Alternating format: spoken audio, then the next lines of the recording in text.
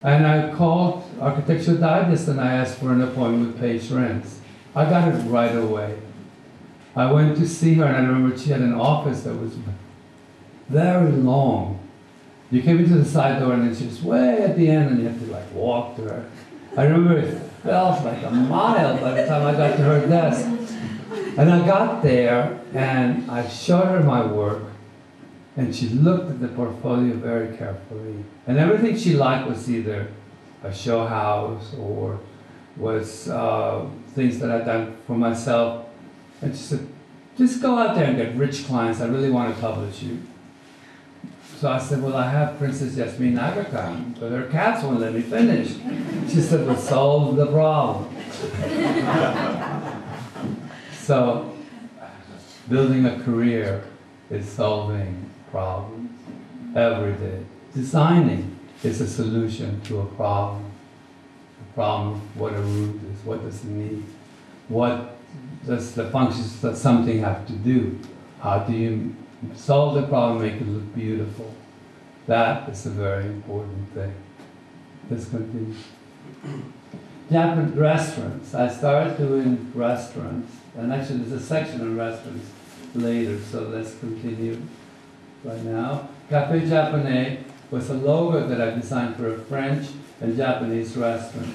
Toulouse-Lautrec letters and the strings, which were very Japanese in feeling. It was very beautiful. It had reflective ceilings.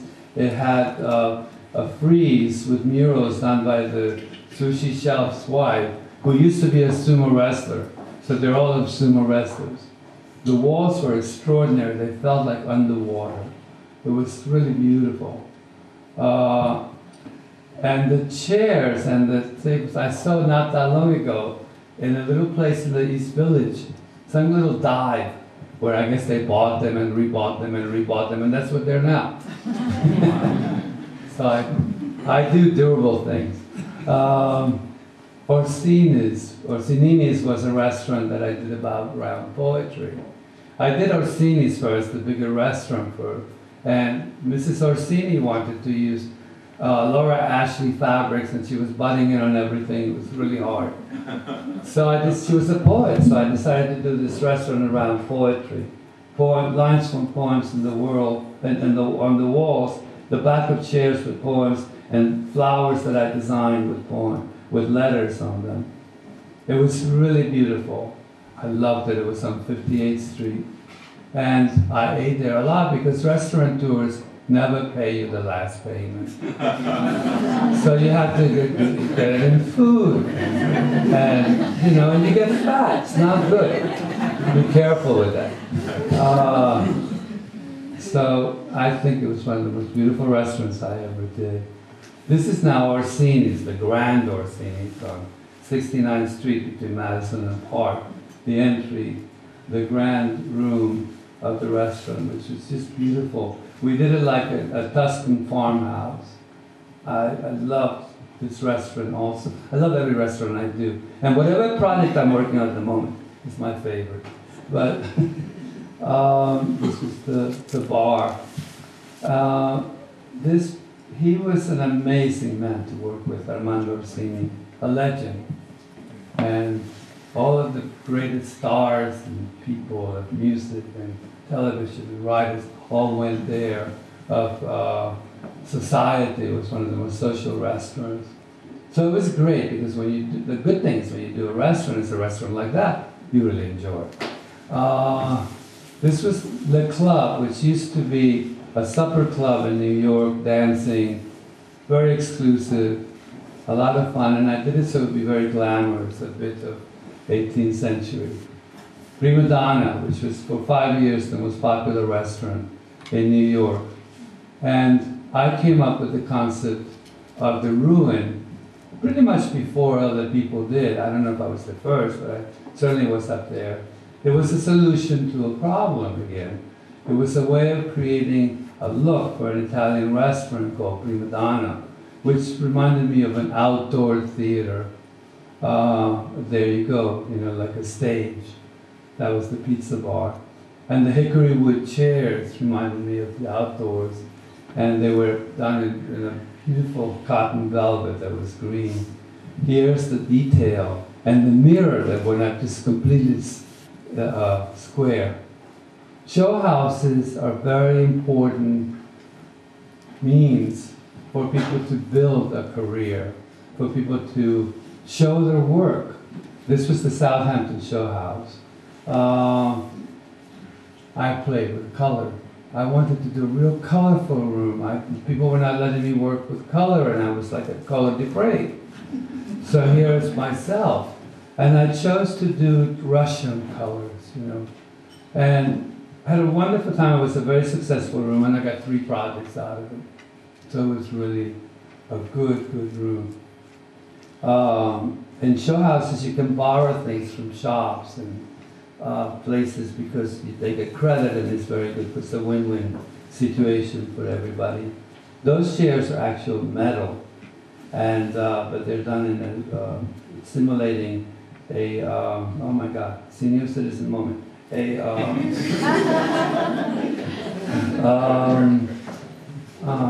Biedermeier, a Biedermeier look. There's a bathroom, a simple bathroom that for the show house that I wanted to dress up, but I didn't want to spend a lot of money doing it. So we did it all with fabrics and decorations and decorative things. And that's something to remember, that a lot of places can just be decorated, which you architects don't want to hear. And just, you know, create an effect. This was the Kip Space Show House 1996. I love that image of the airplane wing. And it was a room where there was a lot of contrast. I designed all of the upholstery furniture was my design, it's very different. The marble top I designed, this marble inlay, plus other pieces of furniture in there. This was the Architecture Digest rooms with a view at the Time Warner building just a few years ago.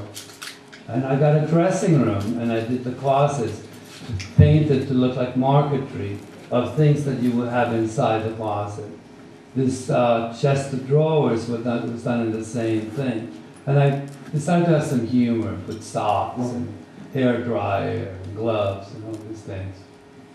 These are reception areas, entries to an apartment or a house, which set the tone always.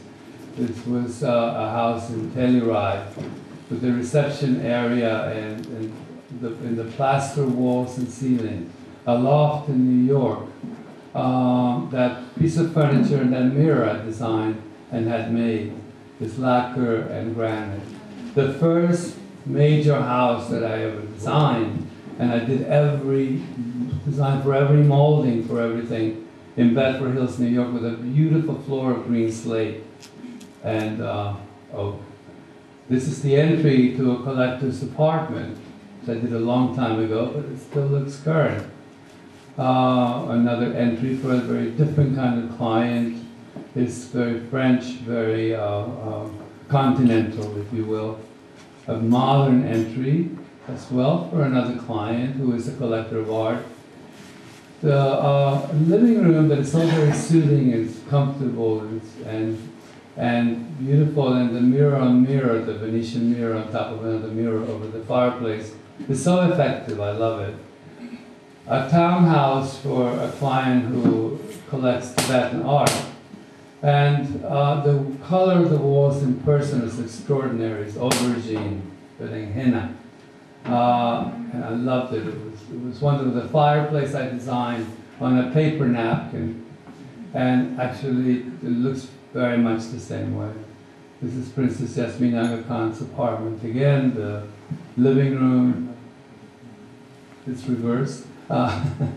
And this is an apartment in, a loft in Manhattan. I designed those bookcases and media cabinets to look like leather, but it's really faux painted. It was very effective. I loved it. The coffee table was also my design. This is a great room in a residence in Telluride. It's really fun. This is the living room of an apartment for clients for whom I've done probably about 10 projects by now. I just finished another project for them. Which, can you stop this for a moment? One of the most important things, I believe, as a designer, is to have repeats.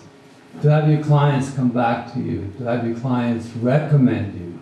Because the best way to get a client is through word of mouth. There's no other way that is better than that. And how do you do that? You do that by treating the client well, by doing the best that you can, by standing behind what you sell them, and by making them have fun, as much fun as possible during a project. Because projects are very hard to do. And projects create moments of great tension and pain and for everybody. And if you handle those things so that the client doesn't feel it so much, you're a great success. Please come. More libraries. In this library, one of those doors opens up and there are fake faux books, and there's a bar there. Sitting grouping in a living room that you saw before, a detail. Library that I love the color of it, and I love the feeling of it. It was just so friendly and cozy to being there. All with Clarence House fabrics. An apartment for a woman who entertains a great deal. And she wanted color, so that's all you have to say to me and I go for it. I love it. This is in Palm Beach, a den with a rug that is an ushak rug that is just the color of sunsets, sun. It's so beautiful. This is for some Greek clients. And it was a family room. And those were the days before the television over the fireplace. And it was great fun. This is the music room in the lowest state, which a client of mine bought, and it was his living room. And that's where Elizabeth Taylor and Richard Burton spent their honeymoon. Back to Yasmin Aga Khan's apartment. Now something new. This is on the 60th floor of a building in Manhattan with an amazing view. And a client who has a collection. I love clients with collections. It's just so lovely. And a carpet by Joe Carini, or Carini Lang, who is here right now, whose carpets I love. This is a living room for another client on Park Avenue with beautiful color. That's aubergine. It's just fantastic. Doing very large rooms is very difficult because it's very difficult to make them feel comfortable, to make them feel cozy. That's the word you have to go to. So you do it by the textures of the materials you use, the colors, and doing the groups so that they relate to each other. From one group to another, you're aware of what's happening. This was a very traditional living room for a house that I did. And this is one of my favorite, stop it. One of my absolute favorite things that I ever did. It was one of the most wonderful adventures.